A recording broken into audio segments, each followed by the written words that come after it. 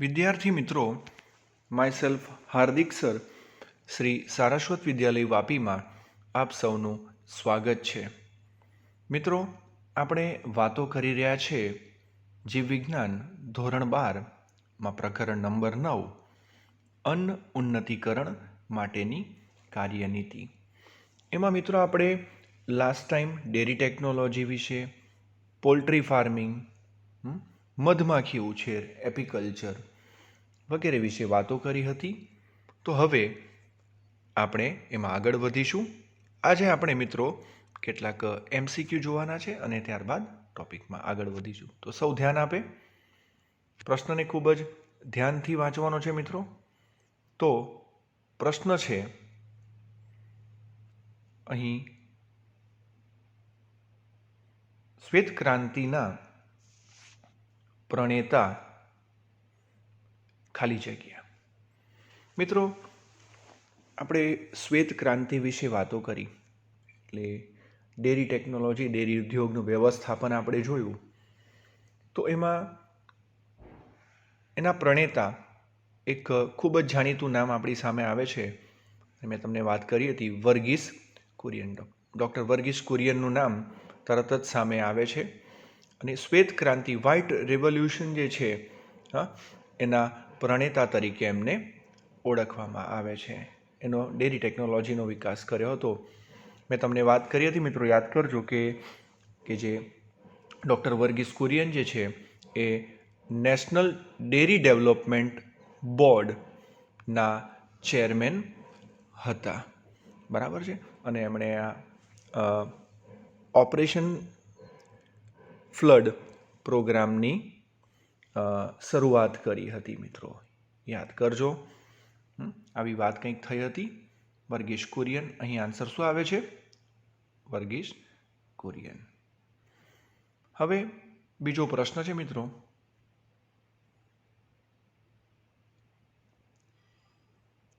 મધમાખી વિજ્ઞાનના પિતા ખાલી જગ્યા. મધમાખી વિજ્ઞાનના પિતા જે છે, તો કોનું નામ આવે અહીં? ઓપ્શન્સ જોઈએ આપણે.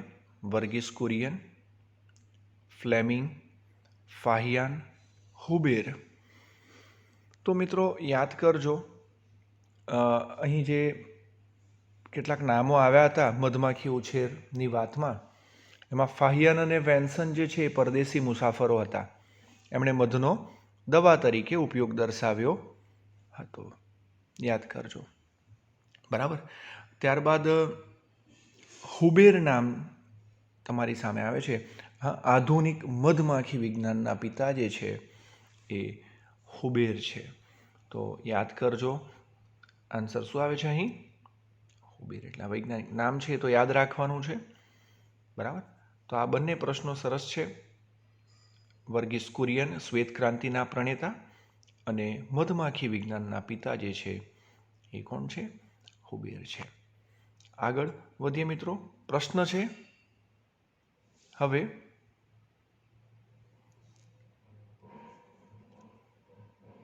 મધમાખીની વસાહતમાં નીચેમાંથી કોણ જોવા મળે છે? મધમાખીની વસાહતમાં જોઈએ તો કોણ કોણ જોવા મળે? રાણી માખી, કામદાર માખી, નર માખી કે આપેલ બધા જ? તો મિત્રો આપણે યાદ કરીએ, એ ટોપિકને યાદ કરજો તમે.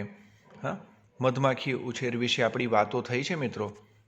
એની અંદર તમે યાદ કરજો કે સામાજિક વ્યવસ્થાપન એનું કેવું હતું. એક મધપુડાની વાત કરીએ તો એમાં કેટલી હતી? અલગ અલગ પ્રકારની 3 જાતિની લગભગ 40,000 થી 50,000 માખીઓ એમાં જોવા મળશે. રાણી જે છે, ક્વીન, એ એકલી પ્રજનનક્ષમ માદા. કામદાર જે છે, વર્કર, વંધ્ય માદા માખીઓ. અને નર માખીઓ પ્રજનનક્ષમ જે છે, પ્રજનનક્ષમ નર હોય છે. બરાબર છે. તો એ ઉપરાંત આપણે વાત કરી, આ હુબેરનું નામ યાદ રાખજો. અહીં ફાહિયાન અને વેન્સન આવા પ્રશ્નો આવે છે.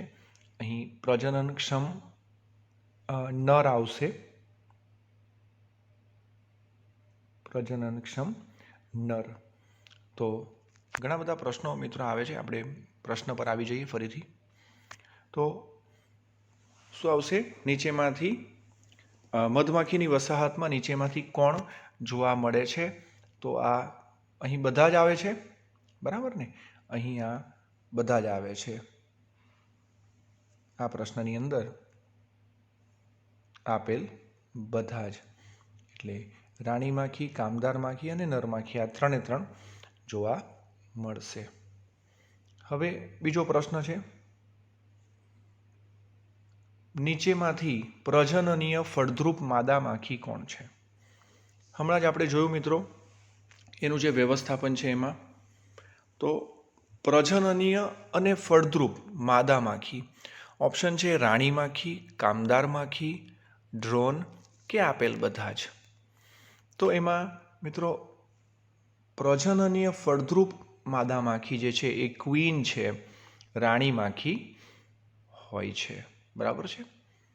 યાદ રાખજો. આગળ વધીએ. ત્યારબાદ પ્રશ્ન છે, ડેરી ઉદ્યોગમાં નીચેમાંથી શું સમાવિષ્ટ છે? ડેરી ઉદ્યોગની વાત કરીએ મિત્રો, તો એમાં દૂધનું ઉત્પાદન છે, દૂધની પ્રક્રિયા છે, દૂધનું વિતરણ. તો આ બધી જ પ્રક્રિયાઓ, આ ત્રણ પ્રક્રિયાઓનો સમાવેશ થાય છે, બરાબર ને? તો ડેરી ઉદ્યોગની અંદર તો શું આવશે અહીં? આપેલ તમામ પ્રક્રિયાઓનો અહીં સમાવેશ થાય છે, બરાબર છે? આગળ પ્રશ્ન છે મિત્રો, પ્રશ્નને ખૂબ ધ્યાનથી વાંચવો તો તમને ખ્યાલ આવે છે કે પ્રશ્ન ક્યાંથી પૂછાઈ રહ્યા છે. નીચે આપેલ પૈકી આંતરજાતીય સંકરણનું ઉદાહરણ જણાવો. આંતરજાતીય સંકરણ મિત્રો, આપણે વિવિધ પ્રકારના સંકરણ, બ્રીડિંગ, ઇનબ્રીડિંગ, આઉટબ્રીડિંગ વિશે વાત થઈ છે, યાદ કરજો. ઓપ્શન જોઈએ: ખચ્ચર, ઘોડો, ગધેડો અને આપેલ તમામ. તો મિત્રો આંતરજાતીય સંકરણને યાદ કરી, ઇન્ટરસ્પેસિફિક હાઇબ્રિડાઇઝેશન એવું કીધું હતું. અને એમાં ખચ્ચરનું ઉદાહરણ તમને યાદ હશે, જે માદા ઘોડો અને નર ગધેડાનું સંકરણ છે. ખચ્ચર જે છે એ પણ યાદ રાખવું, એના પરથી પણ પ્રશ્ન બને, હા, કે જેમાં કોનું ખચ્ચર આન્સર આવે છે અહીં, પરંતુ સંકરણ કોનું છે? માદા ઘોડો અને નર ગધેડાનું એ સંકરણ છે. તો યાદ રાખશો. આગળ વધીએ મિત્રો. હવે પ્રશ્ન છે, એક જ જાતિના પ્રાણીઓ વચ્ચેનું સંકરણ જે છે એ ખાલી જગ્યા છે. એક જ જાતિના પ્રાણીઓ વચ્ચે. તો આંતરજાતીય, અંતઃસંકરણ, બહિર્સંકરણ કે એક પણ નહીં? તો મિત્રો એક જ જાતિના પ્રાણીઓની વાત કરીએ તો એને શું કહેવાય? અંતઃસંકરણ કહે છે. એટલે સંકરણ વિશે પણ આપણી વાત થઈ છે મિત્રો. આગળ વધીએ છીએ પ્રશ્નમાં. નેક્સ્ટ ક્વેશ્ચન છે, કયા પ્રકારના સતત સંકરણમાં સમયુગ્મતાનું પ્રમાણ વધે છે? બરાબર, શાની અંદર? તો મિત્રો યાદ કરજો કે ઇચ્છિત જનીનોનું એકત્રીકરણ થાય છે અંતઃસંકરણ, પરંતુ સતત અંતઃસંકરણ જે છે એ હાનિકારક હતું. સતત અંતઃસંકરણને કારણે હાનિકારક પ્રચ્છન્ન જનીનો એકત્રિત થવાની શક્યતાઓ વધે છે અને સંતતિઓની ફળદ્રુપતા ઘટે છે. એટલે પ્રશ્ન છે, કયા પ્રકારના સતત સંકરણમાં, બરાબર, સમયુગ્મતાનું પ્રમાણ વધે છે? તો આન્સર શું આવે છે? સતત અંતઃસંકરણ. યાદ રાખજો. આગળ વધીએ છીએ મિત્રો. પ્રશ્ન છે, નીચેમાંથી બહિર્સંકરણનું ઉદાહરણ કયું છે? બહિર્સંકરણની વાત છે મિત્રો, બરાબર. તો બહિર્સંકરણમાં શું આવે છે? એક જાતનો શ્રેષ્ઠ નર અને અન્ય જાતિની શ્રેષ્ઠ માદા સાથે પ્રજનન કરાવવામાં આવે છે. તો એમાં ખૂબ જ જાણીતું ઉદાહરણ તમને ખ્યાલ જ છે, ગાયનું, સાન્તા ગર્ટુડીસ. યાદ રાખજો મિત્રો, બહિર્સંકરણનું જે ઉદાહરણ છે, સાન્તા ગર્ટુડીસ કાવ જે છે એનું ઉદાહરણ તમે યાદ રાખજો. આન્સર આવે છે સાન્તા ગર્ટુડીસ. હવે આગળ વધીએ છીએ મિત્રો. બીજો પ્રશ્ન છે, હવે તમને ખ્યાલ આવે છે કે આપણે જે કંઈક ટોપિક ચાલ્યા છે એમાંથી પ્રશ્નો ક્યાંથી બની રહ્યા છે, બરાબર? તો આ એટલા માટે જ આ પ્રેક્ટિસ કરવાની છે કે આપણે પ્રશ્નોનો સ્ત્રોત ખબર પડે, પ્રશ્ન ક્યાંથી આવે છે, બરાબર? તો એ વાંચતી વખતે ખૂબ જ કાળજી રાખવાની છે. પ્રશ્ન છે, મધમાખીના મીણનો સ્ત્રાવ ક્યાંથી થાય છે? મધમાખીનું જે મીણ છે એનો સ્ત્રાવ. તો તમને ખ્યાલ છે મિત્રો કે જ્યારે મધમાખી ફૂલોની વિઝિટ કરે છે એટલે એના સ્ત્રોત પાસે જાય છે, હા, ત્યારે એનો જે સ્ત્રાવ જે છે મધુરસ એ જઠરમાં એ લાવે છે, રાખે છે, બરાબર? પણ એનો મીણનો જે સ્ત્રાવ છે એ એની ઉદરીય ગ્રંથિમાંથી થતો હોય છે. શામાંથી થતો હોય છે? ઉદરીય ગ્રંથિમાંથી થાય છે. એટલે બે પ્રશ્ન આવી શકે છે મિત્રો, બે પ્રશ્ન, હા, કે એનો જે મધુરસ જે છે, હા, એ ક્યાં રાખે છે? મધુરસ એ જઠરમાં, બરાબર, થી ઉત્પન્ન થતું પ્રવાહી છે. જ્યારે મુલાકાત લે છે ત્યારે જઠરમાં સંગ્રહ કરે છે અને મધપુડામાં પાછું ઠાલવે છે. જ્યારે મીણ જે છે એ માખીની ઉદરીય ગ્રંથિમાંથી સ્ત્રાવ થતો હોય છે, બરાબર છે?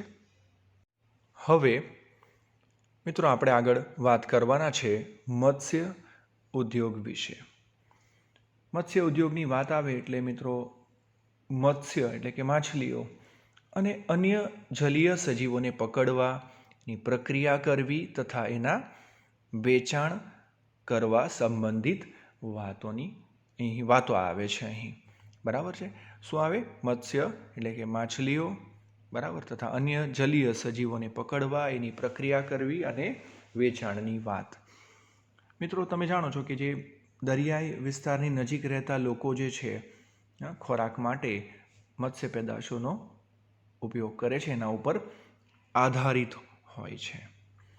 આપણે મિત્રો જેમ હરિયાળી ક્રાંતિ વિશે વાત તમે જાણો છો તેમ અહીં આપણે વ્હાઇટ રિવોલ્યુશન પણ જોયું, શ્વેત ક્રાંતિની વાત આવી, હરિયાળી ક્રાંતિ વિશે જાણો છો.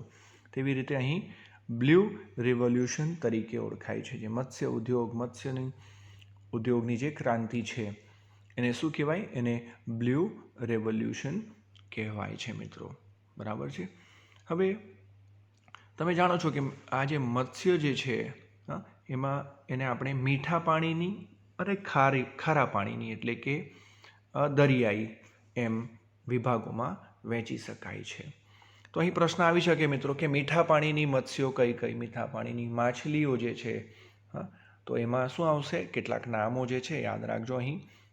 કટલા, રોહુ, મૃગલ કે જેને મેજર કાર્પ તરીકે પણ ઓળખાય છે, યાદ રાખજો મિત્રો.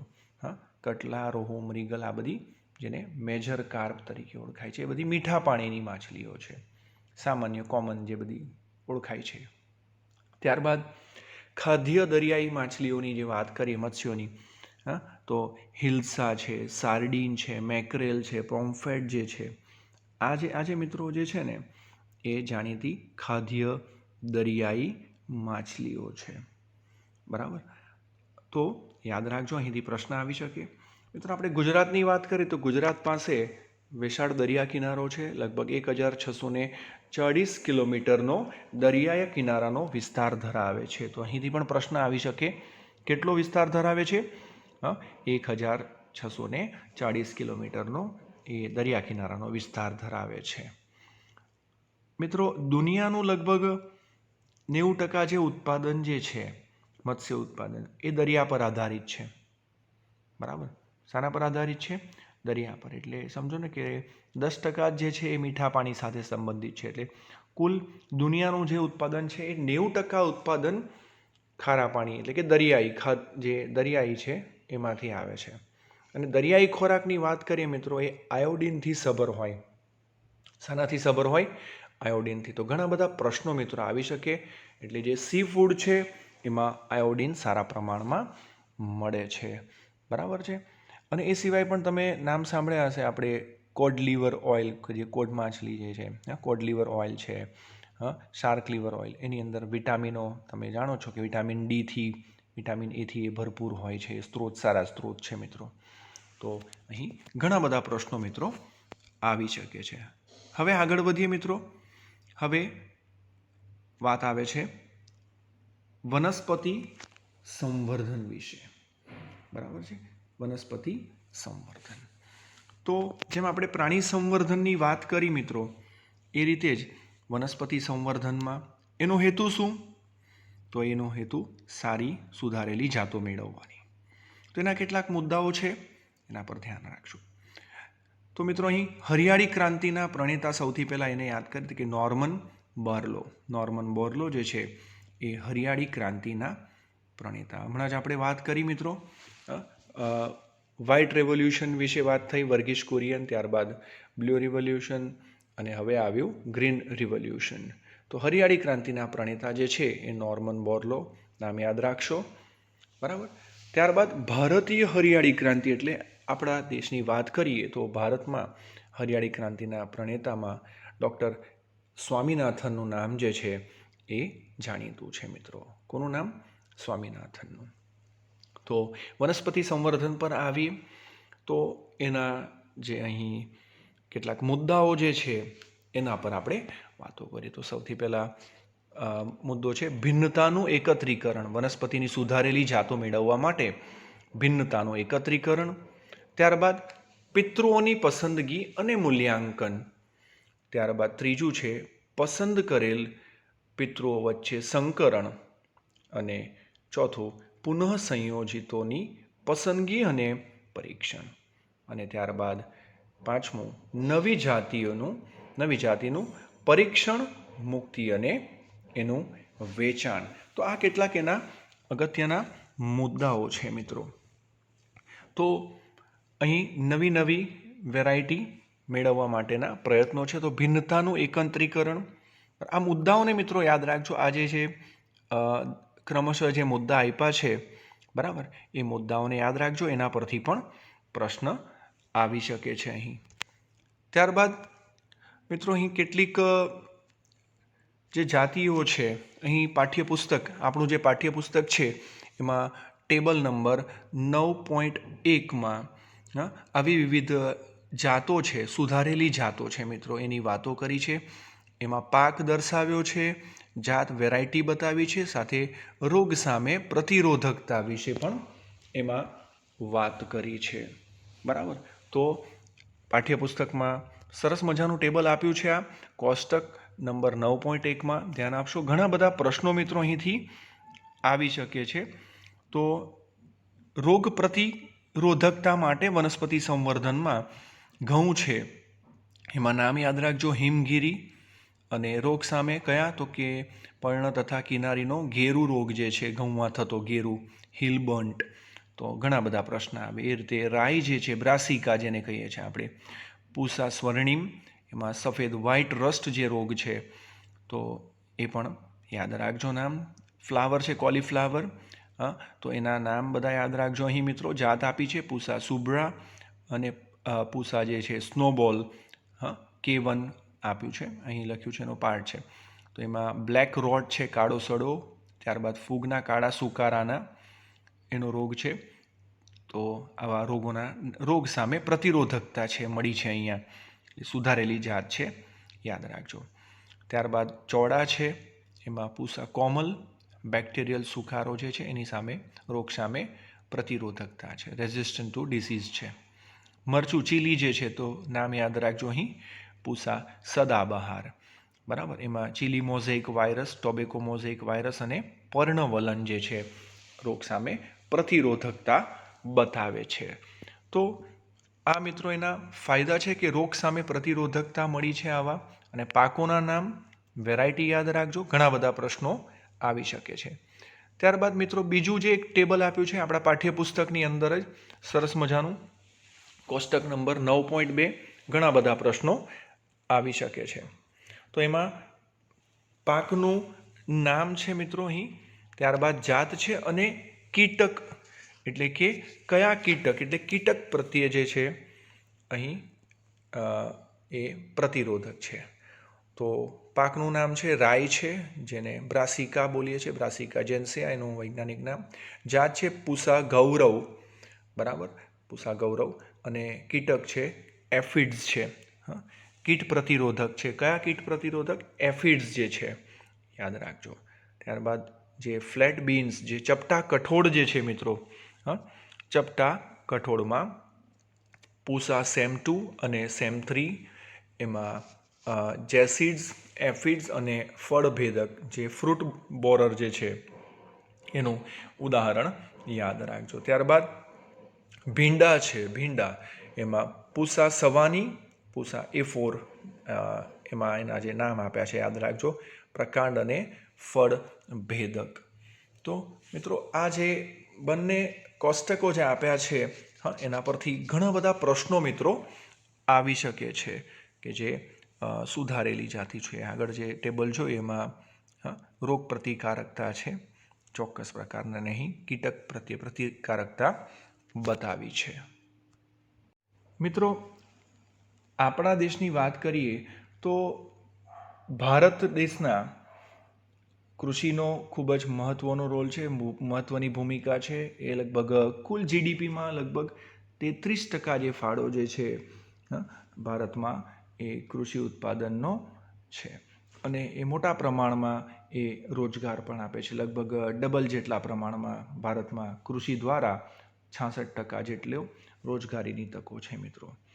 બરાબર. તમે આ વિવિધ જાતોના નામ પણ સાંભળ્યા છે મિત્રો, જેમ કે ભારતમાં ઘઉંની જાતો યાદ રાખજો, નામ પ્રશ્ન આવી શકે છે. સોનાલિકા છે, કલ્યાણ સોના છે, એનું ઉત્પાદન કરવામાં આવ્યું, જેમાં એ ઊંચું ઉત્પાદન મૂલ્ય અને સારી એવી રોગ પ્રતિકારકતા ધરાવે છે. ત્યારબાદ ચોખાની જાતો મિત્રો એ યાદ રાખજો, તમે નામ સાંભળ્યું છે, જયા અને રત્ના. બરાબર. એ પણ ભારતમાં જાણીતા નામો છે જે ઊંચી રોગ પ્રતિકારકતા અને સારું એવું ઉત્પાદન મૂલ્ય ધરાવે છે. તો એ પણ પ્રશ્ન મિત્રો આવી શકે છે. અને એના જે જનીન જે છે એના સંશોધન વિશે પણ પ્રશ્ન આવી શકે મિત્રો. આ જે ઘઉંનું ડ્વાર્ફ જનીન છે, એનું ડ્વાર્ફ જીન જે છે એ જાપાનમાં શોધાયું હતું સૌપ્રથમ. નોરિન 10 નામનું ઘઉંનું જે ડ્વાર્ફ જીન સૌપ્રથમ ક્યાં શોધાયું હતું? જાપાનમાં શોધાયું હતું. અને એ રીતે ચોખાનું જે ડ્વાર્ફ જીન જે છે મિત્રો એ સૌપ્રથમ તાઇવાનની અંદર એ શોધાયું હતું, તાઇવાનમાં. તો એ પણ યાદ રાખજો, પ્રશ્ન આવી શકે. મિત્રો તમે શેરડી, સુગરકેનની વાત, સુગરકેન વિશે પણ જાણો છો કે એ પણ એક સારી ખેતી છે. એમાં ઉત્તર ભારતની વાત કરીએ મિત્રો, તો ઉત્તર ભારતમાં એક વેરાયટી છે એ સેક્રમ બાર્બેરી નામની, એનું ઉત્પાદન થતું હતું, કરવામાં આવતું ત્યારે, પરંતુ એમાં શર્કરાનું પ્રમાણ ઓછું છે મિત્રો. અને દક્ષિણ ભારતની એક વેરાયટી લઈએ તો એમાં સેક્રમ ઓફિસિનેરમ, એની ઉત્પાદન સારું, ઉચ્ચ શર્કરા મૂલ્ય ધરાવતી હતું. પરંતુ હવે થાય એવું છે કે એમાં ઉત્તર અને દક્ષિણ ભારતની વાત કરીએ તો આજે દક્ષિણ ભારતમાં ઉગતી જે વેરાયટી છે એ ઉત્તર ભારતમાં ઉગી શકતી ન હતી. બરાબર છે. તો હવે શું કર્યું? આ બંને જે વેરાયટી છે મિત્રો, સેક્રમ બાર્બેરી ઉત્તર ભારતની અને સેક્રમ ઓફિસિનેરમ દક્ષિણ ભારતવાળી, એ બંને વચ્ચે એ બંને જાતોનું સંકરણ કરાવ્યું અને નવી જાત વિકસાવવામાં આવી. તો મિત્રો આ જે ફાયદા છે આવા વનસ્પતિ સંવર્ધનના, વિવિધ નવી સુધારેલી જાતો એમાં મેળવી શકાય છે અને સારું ઉત્પાદન પણ મળી શકે છે મિત્રો. તો યાદ રાખશો, ઘણા બધા પ્રશ્નો અહીંથી આવી શકે છે.